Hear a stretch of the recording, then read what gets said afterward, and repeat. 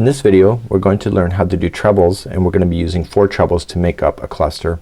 So what we're going to do is just go into a defined stitch that it would say in the pattern, and it will tell you how many times that you need to cluster into a stitch anyway. So if it said 4, this is what you're gonna do. You're gonna wrap the hook twice, going into the same stitch, pull through 2 and pull through 2 and hold it. So don't finish it.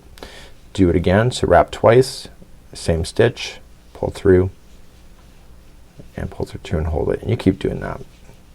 So the difference between 4 together and this stitch is that you are using the same stitch as its foundation, therefore it'll cluster it together. Once you have your 5 loops on the hook, yarn over, pull through all 5.